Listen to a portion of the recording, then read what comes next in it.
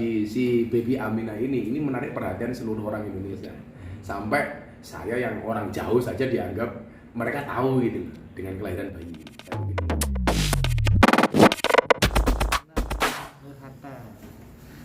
Gus melihatnya gimana? Yang pertama soal nama.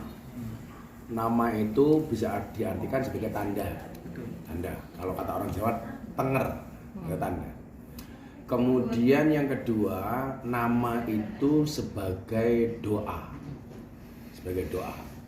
Biasanya orang tua menjadikan nama anak sesuai dengan cita-cita dan keinginan orang tuanya. Contoh anaknya si Atta dan Aurel ini dikasih nama Aminah. Aminah itu kan artinya terpercaya. Nah, ini sebenarnya dari bahasa Arab Aminah, tapi karena milenial jadi Aminah, maka tulisannya double E, Aminah. Itu artinya terpercaya.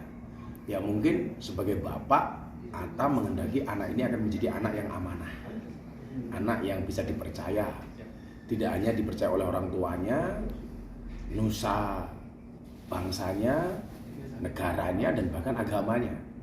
Saya pikir pemilihan nama ini diksinya tepat sekali ya. Apalagi memang sebagai keluarga besar Mas Anang terbebani untuk mendapatkan nama A sebagai inisial keluarga besar itu. Saya pikir ini bagus. Lebih lanjut dari itu kemudian di dalam hadis disebutkan antum tad'una yaumal qiyamati bi asma'ikum wa bi asma'i aba'akum. Kamu itu besok di hari kiamat akan dipanggil berdasarkan namamu dan nama bapakmu. Itu kayak besok Aminah masuk surga. Aminah Hananur Atta binti Atta Halilintar. Nah, itu ketika dipanggil seperti itu. Maka saya pikir saya sangat respect dengan nama yang diberikan Atta dan Aurel kepada anaknya yang pertama ini. Sempat gak sih maksudnya ketika Atta mau melahirkan itu sempat minta? Saya malah kontak dengan Mas Anang karena mungkin Atta kan juga pasti sebagai orang tua kan dia pasti terlalu sibuk, tegang kan masuk rumah sakit. Maka saya juga tahu kalau saya kontak malah khawatir membebani dianya. Saya nggak kontak, maka saya justru kontak sama kakeknya. Gus doain ya, karena memang kita lebih intensif. Karena saya tahu kalau seorang suami istrinya mau melahirkan sepanik apa sih gitu, apalagi sekelas Atta. Jadi gitu. Gus, sekarang tentang ini Gus, akikah ini kan bisa dibilang masih kontroversial lah. Sebagian besar bilang ya begitulah, ada sebagian besar orang Islam yang bilang akikah itu bisa sih. Jadi akikah itu hukumnya adalah sunnah muakkadah, sunnah yang sangat dikuatkan, mendekati wajib lah, tapi nggak wajib. Lah pentingnya akikah di mana? Disebutkan al-waladu murtahinun bi aqiqatihi. Anak itu tergadekan dengan akikohnya. Lah akikoh itu sebagai penebus dari pegadaian. Lah contoh begini, saya punya HP, Anda punya kamera. Kamera itu kamu gadekan, maka status kamera itu milik kamu. Kamu tidak bisa menggunakan kamera itu. Lah anak yang tergadekan apanya ketika belum diakikoi sama orang tuanya? Yang digadekan adalah doanya.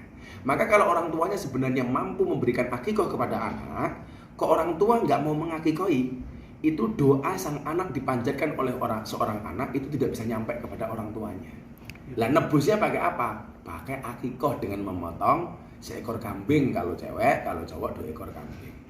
Saya sendiri biasa sejak dulu lahirnya si Arsi, anaknya Mas Anang yang cewek, kemudian si Arsa, itu saya akikoi di pondok. Saya potongan kambing.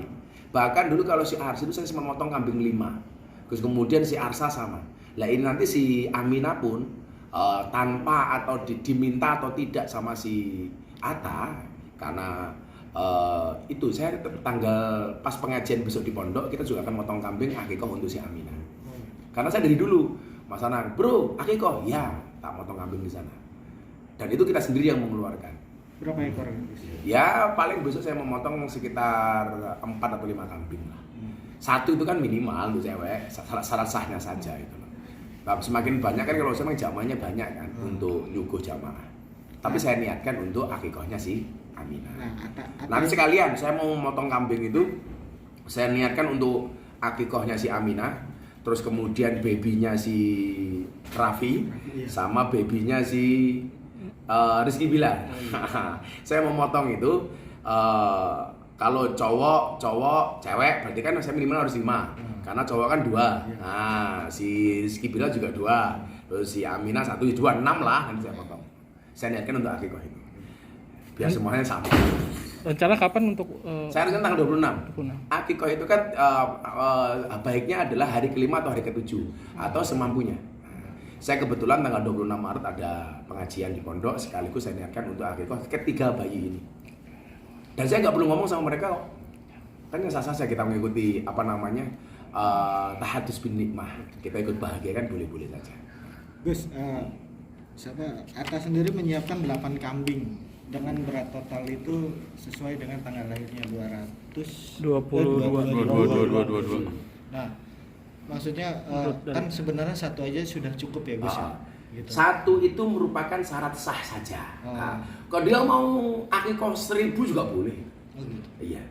Jadi kalau secara agama kan akikohnya bayi laki-laki 2, kalau perempuan 1. Itu kan syarat sahnya saja. Lebih dari itu juga nggak apa. Semakin banyak semakin bagus kan, ada nilai sedekah di dalamnya. Ya, jadi kalau itu dianggap ibadah biasa-biasa saja salah, karena itu memang ketentuan dari Kanjeng Nabi. Sampai tadi disebutkan anak itu tergantikan dengan akikohnya. Maka kalau saya mensarankan kepada kita semuanya, Anda punya kemampuan, punya rezeki, ya ada uang ya akikoh gitu, jangan ditunda-tunda. Makanya disebutkan di yaum hari kelahirannya atau hari ke-5-nya atau hari ke-7-nya atau semampunya. Pada saat nanti kemungkinan kan katanya hari Jumat ini Gus akan hadirkah? Sekarang gini loh ya, artinya saya tuh paling repot soal waktu. Ini saya baru pulang dari Balikpapan, dari Kutai. Ini besok saya harus ada acara, tanggal 4 saya udah terbang lagi. Jadi saya pengen tengok saja, saya janji sama si Rizky Bilar untuk tengok si anaknya, belum kesampaian sampai hari. Jadi rasanya malu, mau telepon tuh malu gitu loh.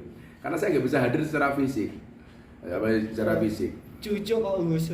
Kalau si kemarin kan gini, semalam saya di Samarinda.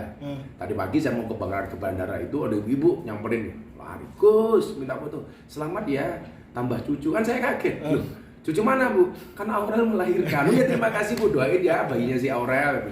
Jadi di luar itu karena kedekatan kita mungkin dengan keluarganya Mas Anang itu ya, saya dianggap mbahnya. Ya belum secara usia ya belum pantas jadi mbah, masih ganteng kan. Tapi itu artinya bahwa kelahiran si Aurel di si baby Aminah ini menarik perhatian seluruh orang Indonesia.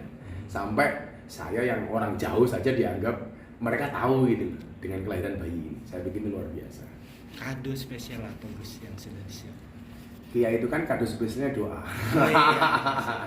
Saya dengan sekian ratus santri saya, begitu dia lahir, langsung kita doakan di pondok. Sempat ngadain ratipan juga pada saat itu? Ya, langsung kita sholawatan di pondok. Dan tadi model saya itu kalau saya mau bikin acara gitu, saya nggak harus cari muka ngomong orangnya. Ya sudah lakukan saja itu. Enggak, bro, aku tak sholawatan untuk anakmu ya, itu namanya orang cari-cari. Ya, betul. Kalau saya langsung. Dulu si Raffi anaknya lahir, saya langsung sholawatan di pondok. Si Rizky Bilar sama. Dan sampai hari ini saya nggak pernah ngomong si Raffi. Mungkin kalau Raffi nonton ini nanti kaget. Dulu langsung kita sholawatan, sedekah untuk teman-teman santri, sudah. Bagi saya amal baik selama kita mampu, ya kenapa enggak. Dan nggak cuma taman artis ya, jamaah saya bilang, bah ini kita punya anak nggak mampu diakikoi, boleh nggak kalau aku pas potong kambing diakikoi atas nama anak saya? Saya bisa. Besok kalian teman-teman media ini, Gus aku mau akikoh, nggak punya ya, buat diakikoi di pondoknya Gus, minta pas ada acara, ya tak potongin kambing di pondok atas nama anakmu kan bisa. Karena kamu punya anak, bah kalau nonton kambing buat akikoh atas nama anakku bisa. Karena saya kebiasaan motong kambing, saya suka motong kambing, dan setiap saat. Daripada nggak ada niatnya kan, datangnya akikoh untuk anakmu kan bisa. Kira-kira begitu.